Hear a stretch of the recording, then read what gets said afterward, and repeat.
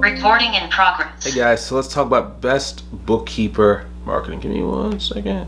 Best bookkeeper marketing. Boom, boom, boom, boom. We'll paste it.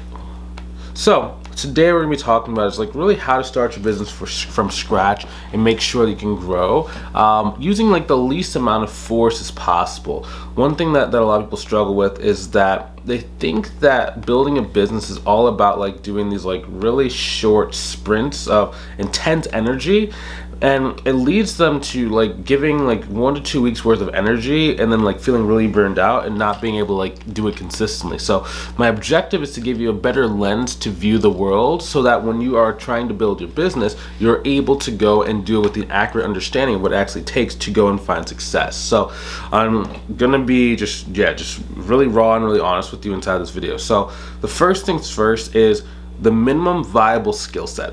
Okay, and this is something I had to learn too, because I used to think that like you had to be an expert with like a million years of experience, and if you didn't have that, then people wouldn't respect your skill set.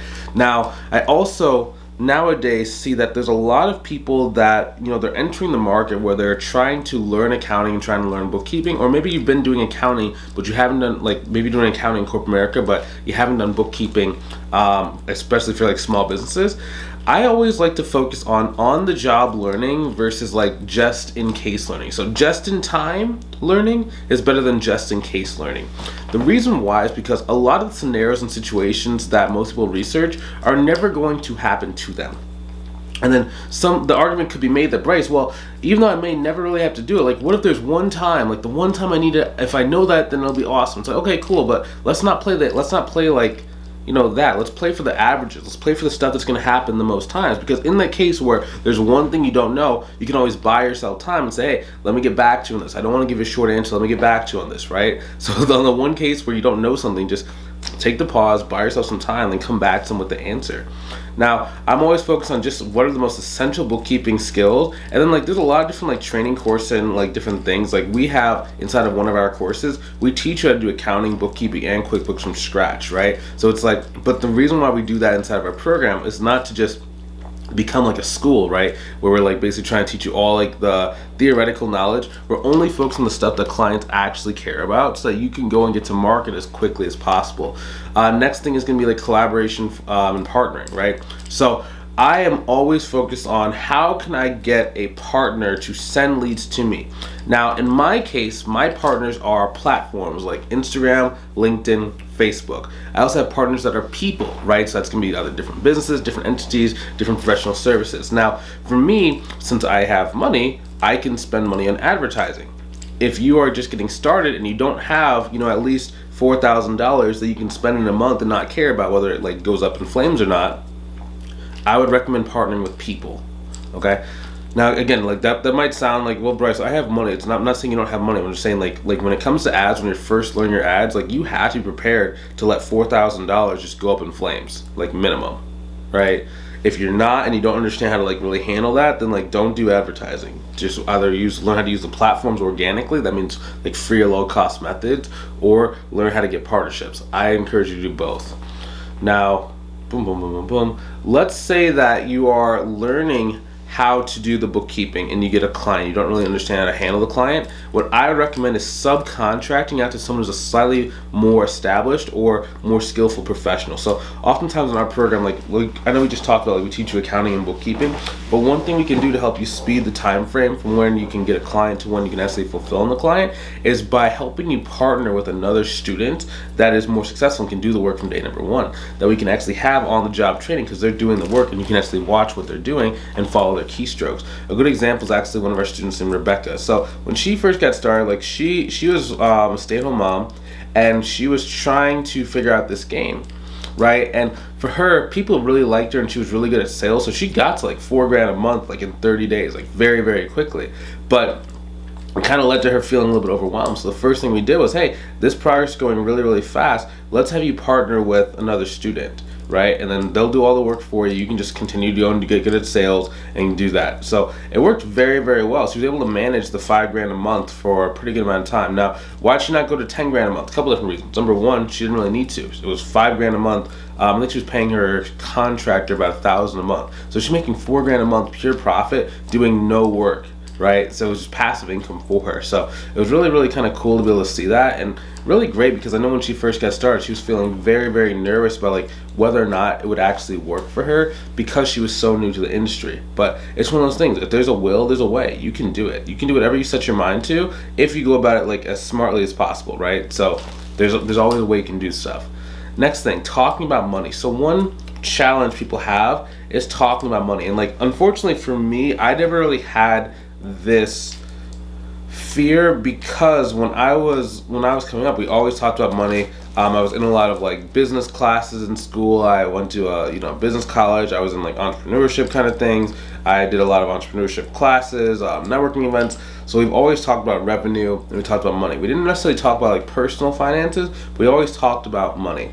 Now, why is that important? Because when you're trying to do your consultation calls, a lot of the stuff in this business of accounting and bookkeeping is going to be based on like what prices can you charge, or what prices will you be able to actually like negotiate and talk to. So if you're nervous about negotiating and talking about pricing, it's going to make it very hard for you to stand up for your price and be able to kind of like say your price with confidence. If you don't have confidence when you're talking about your pricing, a lot of the business owners will try and like talk down the pricing in a lot of different ways. So it just really depends on kind of you, right?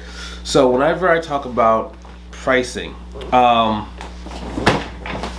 always trying to get an understanding of if someone says that my price is too high, I'm trying to get an understanding of, does that mean that they cannot afford it? Meaning like maybe cash flow wise, they just don't have the cash flow to support it? Or are they saying more that they just don't value the service enough to pay me, the amount of money I'm asking for, right? But you have to get really comfortable when it talks about money in order to even have that conversation. Because if you're nervous and you don't really believe that your price is worth it, and you money is really hard to get, as soon as they say that your price is too high, you will back down your pricing, and it makes us really hard, right? I was like that in the beginning, actually. So I didn't have a problem talking about money, but I had a negative belief that no one had money, right? Because when I first got started with my business, I didn't have much money, right? I had like about like an extra like $7,000, just kind of like an emergency kind of fund. But like, yeah, man, I was like, money is really hard to come by right now because no one's saying yes to me. So as soon as I would talk to them, they're like, yeah, times are kind of tough. We're just not really, at the same size. This was like 3 years ago when we were doing $1 million a year. We would have been able to afford your services. Like, oh, yeah, that makes sense, man. I understand. I didn't really stand up for our pricing or anything because I just thought that everyone didn't have money. It wasn't until I like underquoted this one person and I looked at their books. They had like $1 million in cash, and I was like, you just told me you didn't have any money. He's like, well, no. Until we didn't have any money, I didn't want to pay, $600 a month for your service. I thought your service was more worth like $250 a month. And that's when I had like just like the and the moves where it goes zzz, where the screen kind of comes into one. It's like zzz. I was like, no. And then from there on, I was like, I don't care what they tell me, man. This is the price. And then I just had to learn how to price even better. A good example of this is like one of our students in Joanne. So she struggled because she was saying like growing up they were always had like money was always tight, right? And like she just saw her family have a lot of stress when it came to money. So she has associated that with like the rest of like the world, right? It's just kind of like she's like, yeah, this is how life is. Like people maybe don't have a lot of money. I'm like, well, that's maybe how some people live, right? And it's like certain frequencies and certain vibration, people kind of live in there, and like sometimes like life happens to people and it causes you to go from like maybe you're doing well to now you're not doing well, right? But that's not every single person, right? It's just you have to start talking to and understanding like what is the frequency of the people that are at that higher income level. Once you have that frequency, you understand that, then you're able to go and grow it a lot faster. So for her, for example, the first thing we did was we cut out all of her like small clients. Like any client that was under $300 a month, bye-bye, right? And then basically what we had to do is we had to rebuild. So she went from, I think she was at I don't know exactly where she was at before we cut, but like she cut down to about like $830 a month worth of clients, and then from there we got her $5,200 a month worth of clients. She just signed on a client actually a couple days ago that's worth $650 a month. Then she has another one which is a big cleanup. It's going to be a $23,000 cleanup. We're still have our fingers crossed to see if we can close that deal. They're kind of going back in like in terms of like due diligence and like negotiation. So let's kind of see how that goes. I'm really, really excited for that. $23,000 extra.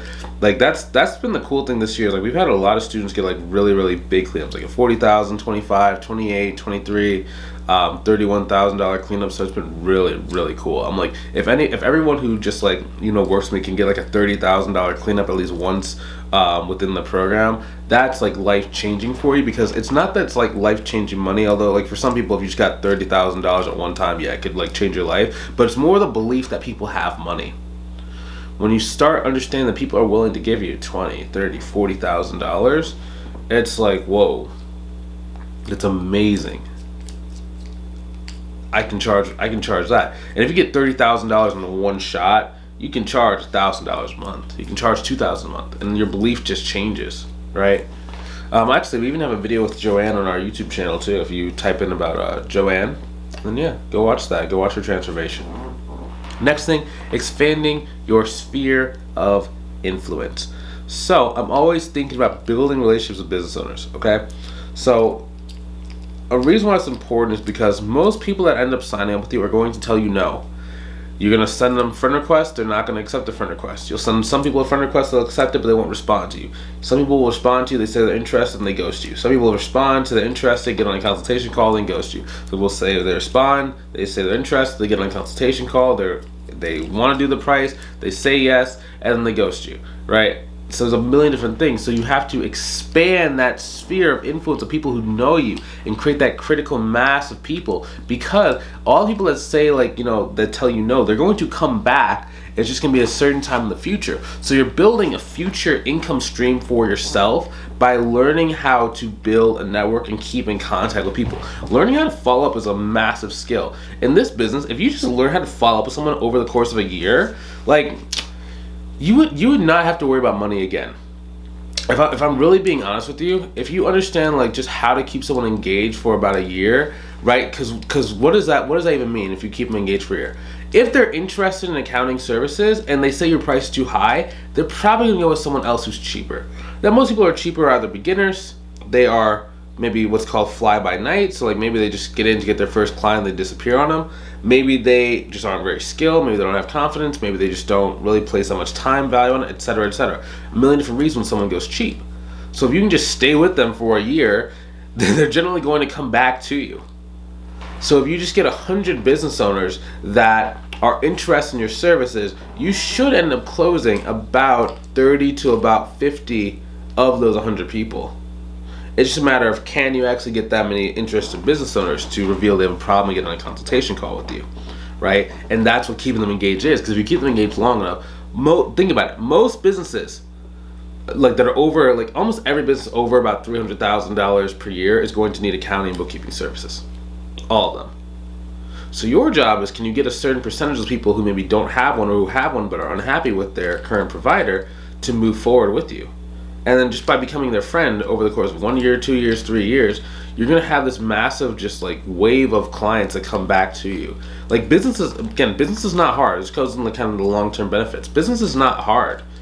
It's different than what most people think it is, right? It's not that it's risky. It's just, okay, let me take a step back. Business is not risky. The person running the business is risky. What do you mean? Okay, so I was making this new YouTube channel, right? And like basically in this YouTube channel, I'm like doing tutorial videos. And like for the first like 2 weeks, I was going ham. I put out like 50 videos in about like 3 weeks or so. And then on the third week, I'm like, oh, this is not going anywhere. I hate this. This is stupid. Why am I doing all this work? And I almost quit on the channel. And this is from someone who already has a successful YouTube channel. They get hundreds of thousands of views per year. Actually, no, I get 69,000 impressions per month, and I get about 100,000 video views per year, right? So this is not like, I know what to expect on YouTube, but I still almost quit. I know that YouTube works. It's just, I was about to stop working it. I was the one who was going to stop the ability to actually go and make it work. You see what I'm saying? So YouTube, business, this stuff is not risky. It's just we're risky. And as much as you can like de-risk yourself and balance your life and add in consistency, you're going to be able to grow your business. it's a very simple thing, right? Because like we talked about learning how to talk about money. That's a mental thing. That's not that talking about money is hard. It's not, you see what I'm saying? The other people might not think that talking about money is hard. Just if I think that it's hard and I don't say what I need to say, I'm not going to get the outcomes that I need to get in order to be successful in business. So is that the business's fault or is that my fault? It's my fault. Or maybe it's not your fault. Maybe you went bankrupt at one point, right? Or maybe you lost a bunch of money, right? I had to where when I was younger, I saw my parents basically like get down to like maybe like $5,000 in the bank. They had like over $100,000. Parent lost their jobs, and then pretty soon they were down to like $5,000 in the bank before they could get another job. That's very scary, right?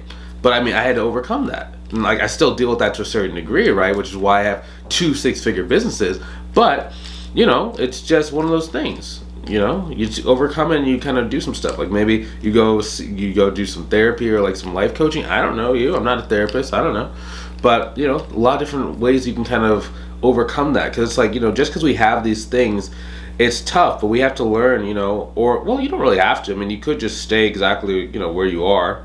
For me, I wanted to be able to kind of move, and I wanted to be able to have success in life, even if like there's a lot of shortcomings that I have, different insecurities that I have, et cetera, right? So I do what it takes, right? Even if it's hard, and that's all it takes. So next thing, so a good example of this is like Lori. So she was really struggling with like client conversations because she could come in contact with business owners, but she just wouldn't know how to get them interested in like working with her. So basically gave her like some different scripts and some different techniques in order to get the business owners to start asking her to pitch her services. Once she was able to do that, like she got really good. She got to about $8,600 per month in about 60 days of being inside of our program. Okay, so it's like it doesn't take that much time if you do this stuff right. It's just you need to have a system, right? Developing a consistent system, okay? It's all about having processes. Processes will beat tactics. Whenever you hear someone say, like, what's the best marketing platform? It's like, it doesn't matter what the best marketing platform is. Do you have a process to use a marketing platform? If you don't, it doesn't matter if you have, like, let's say there's a platform where there's 100 business owners that come to you per week, and they all say they're interested. If you don't have a process to, number one, reach out to those leads, know what to say, how to follow up with them, how to keep track of them, like inside of a CRM or whatever, you're just not gonna make it. It's gonna be tough. Next is gonna be like really creating a sustainable client acquisition system on the consultation call. Okay, you need to know what are you gonna say in your consultation call. Next thing is like just really like taking action, taking support. Like we have a mentorship program where we basically walk you through what to do step by step. And all these different things we talked about. So how to follow up with leads, what to say, where to go, how to do the consultation call, how to overcome some of your like mindset beliefs when it comes to growing your business, how to ask for more money, how to increase your price. Maybe you're trapped at $450 a month as your average price, right? Maybe you're at $200 a month for your average price per client. How do you get that price up without necessarily doing drastically more work for people? It's all about the mindset, just really fixing that. So if I show you how to fix that, then everything else works very quickly, okay? So if you want to learn a bit more about this, you want to see if we can help you out, go ahead and click the link inside the description, either above or below the video, to book a call with myself to see if I can help you inside of our mentorship program, okay? I will talk to you soon. Hopefully have a good rest of your day. Take it easy.